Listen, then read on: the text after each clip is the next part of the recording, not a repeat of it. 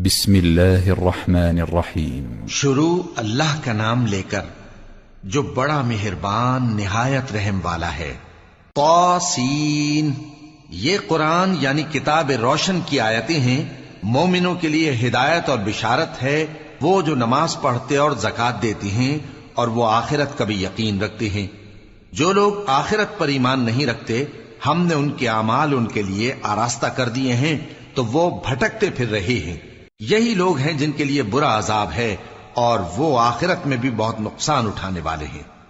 اور تم کو یہ قرآن اس حکیم و علیم کی طرف سے عطا کیا جاتا ہے۔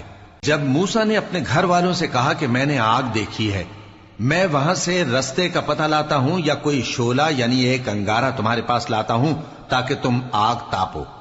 جب موسیٰ اس کے پاس آئے تو ندا آئی کہ وہ جو آگ میں تجلی دکھاتا ہے بابرکت ہے، اور وہ جو آگ کے ارد گرد ہے، اور اللہ جو تمام عالم کا پروردگار ہے پاک ہے۔ اے موسیٰ، میں اللہ ہوں، عزت والا، حکمت والا، اور اپنی لاٹھی ڈال دو۔ سو جب اسے دیکھا تو اس طرح حرکت کر رہی تھی گویا سانپ ہے، تو پیٹ پھیر کر بھاگے اور پیچھے مڑ کر نہ دیکھا۔ فرمایا، اے موسیٰ ڈرو مت، میرے پاس پیغمبر ڈرا نہیں کرتے۔ ہاں، جس نے ظلم کیا پھر برائی کے بعد اسے نیکی سے بدل دیا تو میں بخشنے والا مہربان ہوں۔ اور اپنا ہاتھ اپنے گریبان میں ڈالو، بے عیب سفید و روشن نکلے گا۔ ان 2 معجزوں کے ساتھ جو 9 معجزوں میں داخل ہیں فرعون اور اس کی قوم کے پاس جاؤ کہ وہ بدکردار لوگ ہیں۔ پھر جب ان کے پاس ہماری روشن نشانیاں پہنچیں تو کہنے لگے یہ کھلا جادو ہے، اور بے انصافی اور غرور سے ان کو ماننے سے انکار کیا، جبکہ ان کے دل ان کو مان چکے تھے۔ سو دیکھ لو کہ فساد کرنے والوں کا انجام کیسا ہوا۔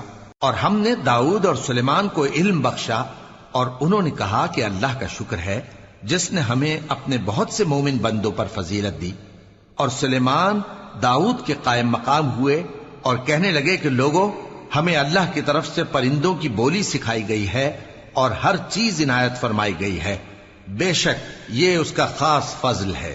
اور سلیمان کے لیے جنوں اور انسانوں اور پرندوں کے لشکر جمع کیے گئے اور پھر ان کی جماعتیں بنائی گئیں، یہاں تک کہ جب چیونٹیوں کے میدان میں پہنچے تو ایک چیونٹی نے کہا کہ چیونٹیوں، اپنے اپنے بلوں میں داخل ہو جاؤ، ایسا نہ ہو کہ سلیمان اور اس کے لشکر تم کو کچل ڈالیں اور ان کو خبر بھی نہ ہو۔ تو وہ اس کی بات سے ہنس پڑے اور کہنے لگے کہ اے پروردگار، مجھے توفیق عنایت کر کہ جو احسان تو نے مجھ پر اور میرے ماں باپ پر کیے ہیں ان کا شکر کروں اور ایسے نیک کام کروں کہ تو ان سے خوش ہو جائے، اور مجھے اپنی رحمت سے اپنے نیک بندوں میں داخل فرما۔ اور جب انہوں نے پرندوں کا جائزہ لیا تو کہنے لگے کیا سبب ہے مجھے ہدہد نظر نہیں آتا؟ کیا کہیں غائب ہو گیا ہے؟ میں اسے سخت سزا دوں گا یا ذبح کر ڈالوں گا یا میرے سامنے اپنی بے قصوری کی واضح دلیل پیش کرے۔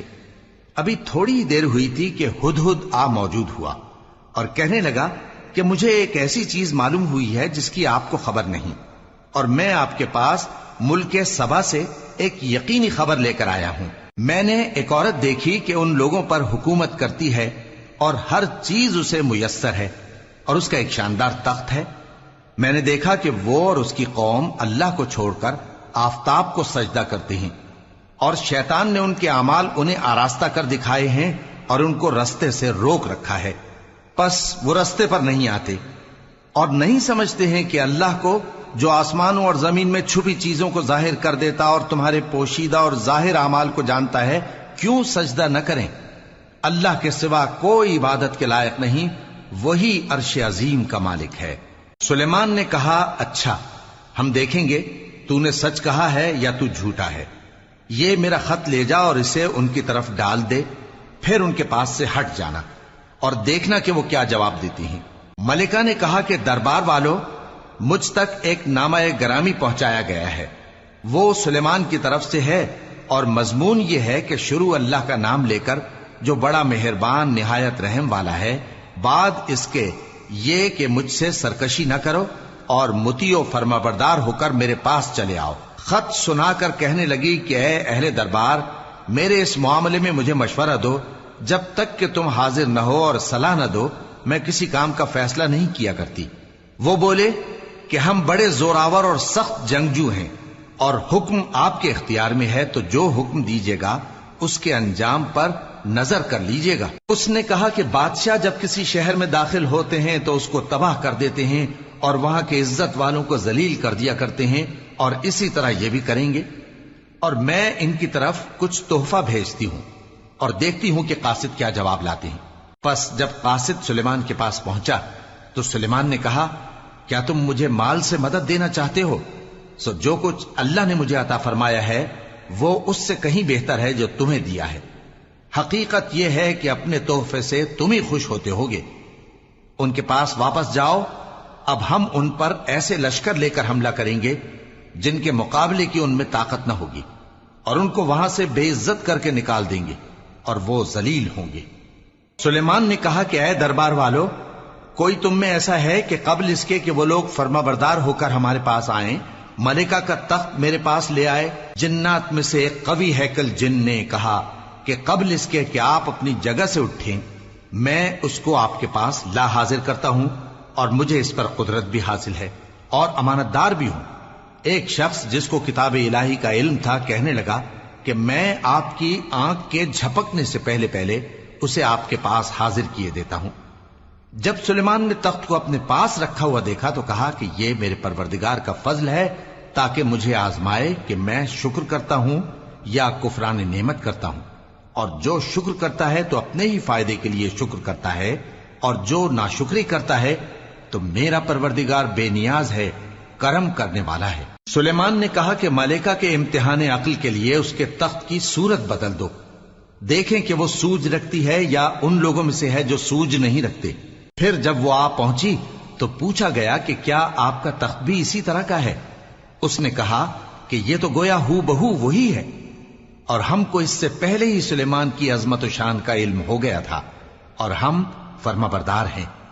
اور وہ جو اللہ کے سوا دوسروں کی پرستش کرتی تھی، سلیمان نے اس کو اس سے منع کیا کہ وہ کافروں میں سے تھی۔ اس کے بعد اس سے کہا گیا کہ محل میں چلیے۔ جب اس نے اس کے فرش کو دیکھا تو اسے پانی کا حوض سمجھا اور کپڑا اٹھا کر اپنی پنڈلیاں کھول دی۔ سلیمان نے کہا، یہ ایسا محل ہے جس کے نیچے بھی شیشے جڑے ہوئے ہیں۔ وہ بول اٹھی کہ پروردگار، میں اپنے آپ پر ظلم کرتی رہی تھی، اور اب میں سلیمان کے ساتھ اللہ رب العالمین پر ایمان لاتی ہوں۔ اور ہم نے سمود کی طرف ان کے بھائی صالح کو بھیجا کہ اللہ کی عبادت کرو، تو وہ دو فریق ہو کر آپس میں جھگڑنے لگے۔ صالح نے کہا کہ اے قوم، تم بھلائی سے پہلے برائی کے لیے کیوں جلدی کرتے ہو، اور اللہ سے بخشش کیوں نہیں مانگتے تاکہ تم پر رحم کیا جائے؟ وہ کہنے لگے کہ تم اور تمہارے ساتھی ہمارے لیے برا شگون ہیں۔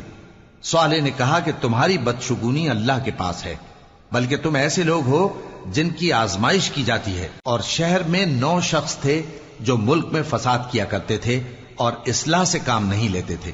کہنے لگے کہ اللہ کی قسم کھاؤ کہ ہم رات کو اس پر اور اس کے گھر والوں پر شبخون ماریں گے، پھر اس کے وارثوں سے کہہ دیں گے کہ ہم تو اس کے گھر والوں کے موقع ہلاکت پر تھے ہی نہیں، اور ہم سچ کہتے ہیں۔ اور وہ ایک چال چلے، اور ہم نے بھی ایک تدبیر کی، اور ان کو کچھ خبر نہ ہوئی۔ تو دیکھ لو کہ ان کی چال کا انجام کیسا ہوا۔ ہم نے ان کو اور ان کی قوم سب کو ہلاک کر ڈالا۔ اب ان کے یہ گھر ان کے ظلم کے سبب تلپٹ پڑے ہیں۔ جو لوگ علم رکھتے ہیں ان کے لیے اس میں نشانی ہے، اور جو لوگ ایمان لائے اور ڈرتے تھے ان کو ہم نے نجات دی۔ اور لوط کو یاد کرو جب انہوں نے اپنی قوم سے کہا کہ تم بے حیائی کے کام کیوں کرتے ہو جبکہ تم دیکھتے ہو؟ کیا تم عورتوں کو چھوڑ کر لذت حاصل کرنے کے لیے مردوں کی طرف مائل ہوتے ہو؟ حقیقت یہ ہے کہ تم احمق لوگ ہو۔ تو ان کی قوم کے لوگ بولے تو یہ بولے، اور اس کے سوا ان کا کچھ جواب نہ تھا کہ لوط کے گھر والوں کو اپنے شہر سے نکال دو، یہ لوگ پاک بننا چاہتے ہیں۔ تو ہم نے ان کو اور ان کے گھر والوں کو نجات دی، مگر ان کی بیوی کہ اس کی نسبت ہم نے مقرر کر رکھا تھا کہ وہ پیچھے رہنے والوں میں ہوگی۔ اور ہم نے ان پر مے برسایا، سو جو مے ان لوگوں پر برسا جن کو متنبع کر دیا گیا تھا برا تھا۔ کہہ دو کہ سب تعریف اللہ ہی کے لیے ہے، اور اس کے ان بندوں پر سلام ہے جس کو اس نے منتخب فرمایا۔ بھلا اللہ بہتر ہے یا وہ جن کو یہ اس کا شریک بناتے ہیں؟ بھلا کس نے آسمانوں اور زمین کو پیدا کیا، اور کس نے تمہارے لیے آسمان سے پانی برسایا؟ پھر ہم نے اس سے سرسبز باغ اگائے تمہارا کام تو نہ تھا کہ تم ان کے درختوں کو اگاتے، تو کیا اللہ کے ساتھ کوئی اور بھی معبود ہے؟ ہرگز نہیں، بلکہ یہ لوگ رستے سے الگ ہو رہے ہیں۔ بھلا کس نے زمین کو قرارگاہ بنایا اور اس کے بیچ نہریں بنائیں اور اس کے لیے پہاڑ بنائے، اور کس نے دو دریاؤں کے بیچ اوٹ بنائی؟ یہ سب کچھ اللہ نے بنایا، تو کیا اللہ کے ساتھ کوئی اور معبود بھی ہے؟ ہرگز نہیں، بلکہ ان میں اکثر علم نہیں رکھتے۔ بھلا کون بے قرار کی التجا قبول کرتا ہے جب وہ اس سے دعا کرتا ہے، اور کون اس کی تکلیف کو دور کرتا ہے، اور کون تم کو زمین میں اگلوں کا جانشین بناتا ہے؟ یہ سب کچھ اللہ کرتا ہے، تو کیا اللہ کے ساتھ کوئی اور معبود بھی ہے؟ ہرگز نہیں، مگر تم بہت کم غور کرتے ہو۔ بھلا کون تم کو جنگل اور دریا کے اندھیروں میں رستہ بتاتا، اور کون ہواؤں کو اپنی رحمت کے آگے خوشخبری بنا کر بھیجتا ہے؟ یہ سب کچھ اللہ کرتا ہے، تو کیا اللہ کے ساتھ کوئی اور معبود بھی ہے؟ ہرگز نہیں۔ یہ لوگ جو شرک کرتے ہیں، اللہ کی شان اس سے بلند ہے۔ بھلا کون خلقت کو پہلی بار پیدا کرتا پھر اس کو دوبارہ پیدا کرے گا؟ اور کون تم کو آسمان اور زمین سے رزق دیتا ہے؟ یہ سب کچھ اللہ کرتا ہے، تو کیا اللہ کے ساتھ کوئی اور معبود بھی ہے؟ ہرگز نہیں۔ کہہ دو کہ مشرکو، اگر تم سچے ہو تو دلیل پیش کرو۔ کہہ دو کہ جو لوگ آسمانوں اور زمین میں ہیں اللہ کے سوا غیب کی باتیں نہیں جانتے، اور نہ یہ جانتے ہیں کہ کب زندہ کر کے اٹھائے جائیں گے، بلکہ آخرت کے بارے میں ان کا علم ختم ہو چکا ہے، بلکہ یہ اس کی طرف سے شک میں ہیں، بلکہ یہ اس سے اندھے ہو رہے ہیں۔ اور جو لوگ کافر ہیں کہتے ہیں کہ جب ہم اور ہمارے باپ دادا مٹی ہو جائیں گے تو کیا ہم پھر قبروں سے نکالے جائیں گے؟ یہ وعدہ ہم سے اور ہمارے باپ دادا سے پہلے سے ہوتا چلا آیا ہے، کہاں کا اٹھنا اور کیسی قیامت؟ یہ تو صرف پہلے لوگوں کی کہانیاں ہیں۔ کہہ دو کہ ملک میں چلو پھرو، پھر دیکھو کہ گناہگاروں کا انجام کیا ہوا ہے، اور ان کے حال پر غم نہ کرنا، اور نہ ان چالوں سے جو یہ کر رہے ہیں تنگ دل ہونا۔ اور کہتے ہیں کہ اگر تم سچے ہو تو یہ وعدہ کب پورا ہوگا؟ کہہ دو کہ جس عذاب کے لیے تم جلدی کر رہے ہو، شاید اس میں سے کچھ تمہارے نزدیک آ پہنچا ہو، اور تمہارا پروردگار تو لوگوں پر فضل کرنے والا ہے، لیکن ان میں سے اکثر شکر نہیں کرتے۔ اور جو باتیں ان کے سینوں میں پوشیدہ ہوتی ہیں اور جو کام وہ ظاہر کرتے ہیں، تمہارا پروردگار ان سب کو جانتا ہے۔ اور آسمانوں اور زمین میں کوئی پوشیدہ چیز نہیں ہے مگر یہ کہ وہ ایک کتاب روشن میں لکھی ہوئی ہے۔ بے شک یہ قرآن بنی اسرائیل کے سامنے اکثر باتیں جن میں وہ اختلاف کرتے ہیں بیان کر دیتا ہے، اور بے شک یہ مومنوں کے لیے ہدایت اور رحمت ہے۔ تمہارا پروردگار قیامت کے روز ان میں اپنے حکم سے فیصلہ کر دے گا، اور وہ غالب ہے، علم والا ہے۔ تو اللہ پر بھروسہ رکھو، تم تو صاف حق پر ہو۔ کچھ شک نہیں کہ تم مردوں کو بات نہیں سنا سکتے، اور نہ بہروں کو جبکہ وہ پیٹ پھیر لیں آواز سنا سکتے ہو، اور نہ اندھوں کو گمراہی سے نکال کر رستہ دکھا سکتے ہو۔ تم تو انہی کو سنا سکتے ہو جو ہماری آیتوں پر ایمان لاتے ہیں، پھر وہ فرما بردار ہو جاتے ہیں۔ اور جب ان کے بارے میں عذاب کا وعدہ پورا ہوگا تو ہم ان کے لیے زمین میں سے ایک جانور نکالیں گے جو ان سے باتیں کرے گا۔ یہ ہم اس لیے کریں گے کہ لوگ ہماری آیتوں پر ایمان نہیں لاتے تھے۔